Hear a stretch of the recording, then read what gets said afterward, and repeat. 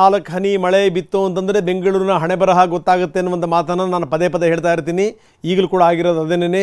ಬಿದ್ದಿರುವಂಥದ್ದು 4 ಹನಿ ಅಲ್ಲ, ಬಿದ್ದಿರುವಂಥದ್ದು ದೊಡ್ಡ ಪ್ರಮಾಣದ ಮಳೆ.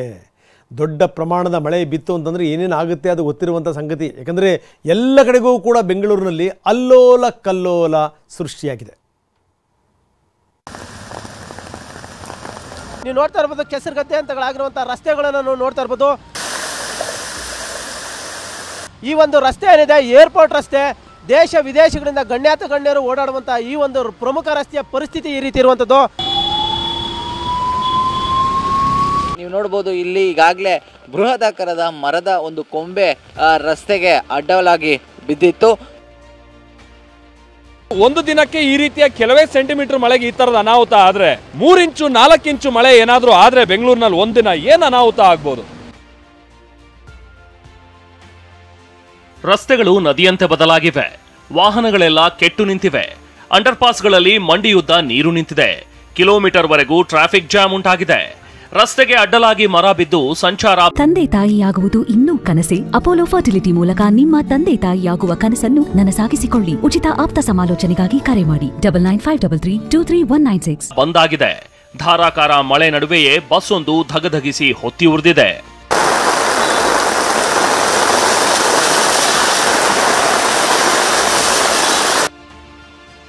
ಧಾರಾಕಾರ ಮಳೆಗೆ ತತ್ತರಿಸಿದ ಬೆಂಗಳೂರು. ಇಷ್ಟು ದಿನ ಮೋಡ ಕವಿದ ವಾತಾವರಣ, ಆಗಾಗ ಜಿಟಿ ಮಳೆಯಿಂದ ಬೆಂಗಳೂರು ವಾತಾವರಣ ಕೂಲ್ ಆಗಿತ್ತು. ಆದರೆ ನಿನ್ನೆ ಮಳೆರಾಯ ರಾಜಧಾನಿ ಜನರಿಗೆ ತನ್ನ ಅಸಲಿ ರೂಪ ತೋರಿಸಿದ್ದಾನೆ.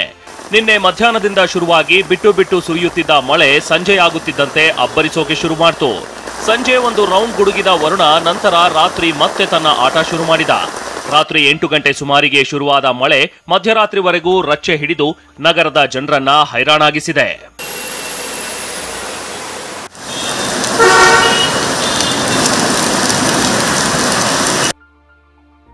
ರಸ್ತೆ ಜಲಾವೃತ, ಕೆಟ್ಟು ನಿಂತ ವಾಹನಗಳು. ಭಾರೀ ವರ್ಷಧಾರೆಯಿಂದಾಗಿ ಕೋರಮಂಗಲ ಪಾಸ್ಪೋರ್ಟ್ ಆಫೀಸ್ ಹಿಂಭಾಗದ ರಸ್ತೆ ಸಂಪೂರ್ಣ ಜಲಾವೃತವಾಗಿತ್ತು. ಚರಂಡಿಯಲ್ಲಿ ಮಳೆ ನೀರು ಸರಾಗವಾಗಿ ಹರಿದು ಹೋಗಲಾಗದ ಕಾರಣ ರಸ್ತೆ ಕೆರೆಯಾಗಿ ಬದಲಾಗಿತ್ತು. ವಾಹನ ಸವಾರರು ನಿಂತ ನೀರಿನಲ್ಲಿ ಚಲಿಸಲಾಗದೆ ಪರದಾಡುವಂತಾಯಿತು. ಕೆಲ ವಾಹನಗಳು ನೀರಿನಲ್ಲೇ ಕೆಟ್ಟು ನಿಂತಿದ್ವು. ಸದ್ಯಕ್ಕೆ ನಾನು ಕೋರಮಂಗಲದಲ್ಲಿರುವಂತಹ NGV ಬಳಿಯ ಶ್ರೀನಿವಾಸ ವಿಶ್ವವಿದ್ಯಾಲಯದ ಮುಂಭಾಗ ಇದ್ದೇನೆ. ನೀವು ನೋಡ್ಬೋದು ಇಲ್ಲೂ ಕೂಡ ರಸ್ತೆಯ ತಗ್ಗು ಪ್ರದೇಶದಲ್ಲಿ ನೀರು ತುಂಬಿರುವಂಥದ್ದು.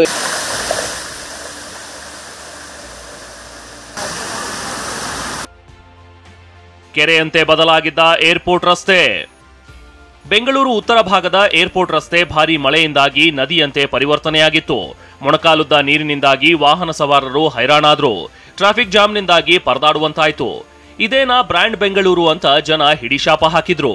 ನೀವು ನೋಡ್ತಾ ಇರ್ಬೋದು ಕೆಸರುಗದ್ದೆ ಅಂತಗಳಾಗಿರುವಂಥ ರಸ್ತೆಗಳನ್ನು ನೀವು ನೋಡ್ತಾ ಇರ್ಬೋದು. ಈ ಒಂದು ರಸ್ತೆ ಏನಿದೆ ಏರ್ಪೋರ್ಟ್ ರಸ್ತೆ, ದೇಶ ವಿದೇಶಗಳಿಂದ ಗಣ್ಯಾತ ಗಣ್ಯರು ಓಡಾಡುವಂಥ ಈ ಒಂದು ಪ್ರಮುಖ ರಸ್ತೆಯ ಪರಿಸ್ಥಿತಿ ಈ ರೀತಿ ಇರುವಂಥದ್ದು.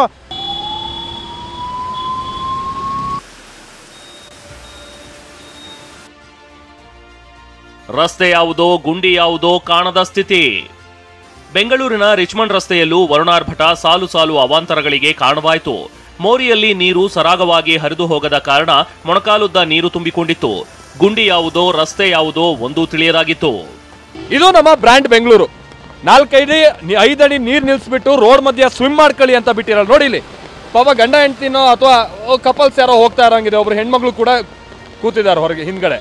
ಹಿಂಗೆ ಹೋಗ್ಬೇಕು ಹೇಳಿ, ಸಾಧ್ಯನ ಹೇಳಿ? ಈ ತರ 3 ಅಡಿ 4 ಅಡಿ ಮಧ್ಯ ಮಕ್ಕಳಿದ್ದಂಥವ್ರು ಮತ್ತೊಬ್ರು ನೋಡಿ, ಈ ಕಾರ್ನವ್ರಿಗೆ ಆತುರ. ಆ ಕಾರ್ ಪಾಸ್ ಆಗ್ತಾ ಇದ್ದಂಗೆ ಆ ಬೈಕ್ ಪಕ್ಕ ಅಲೆಗಳ ರೀತಿಯಾಗಿ ಕಂಡು ಬರ್ತಾ ಇದೆ ನೀರು. ಬೆಂಗಳೂರಿನ ಟಾಟಾ ಇನ್ಸ್ಟಿಟ್ಯೂಟ್ ಅಂಡರ್ ಪಾಸ್ ಭಾರೀ ಮಳೆಯಿಂದಾಗಿ ಜಲಾವೃತಗೊಂಡಿತ್ತು. 2 ಅಡಿಯಷ್ಟು ನೀರು ತುಂಬಿಕೊಂಡು ಆಮೆಗತಿಯಲ್ಲಿ ವಾಹನ ಚಲಿಸುವಂತಾಯಿತು. ರಸ್ತೆಗೆ ಅಡ್ಡಲಾಗಿ ಬಿದ್ದ ಬೃಹತ್ ಕೊಂಬೆ. ನಿನ್ನೆ ರಾತ್ರಿ ಬನಶಂಕರಿ 1ನೇ ಹಂತದಲ್ಲಿ ಮರದ ಬೃಹತ್ ಕೊಂಬೆಯೊಂದು ರಸ್ತೆಗೆ ಅಡ್ಡಲಾಗಿ ಬಿದ್ದಿತ್ತು. ಕೊಂಬೆ ಬಿದ್ದ ವೇಳೆ ರಸ್ತೆಯಲ್ಲಿ ಯಾರೂ ಇರಲಿಲ್ಲ.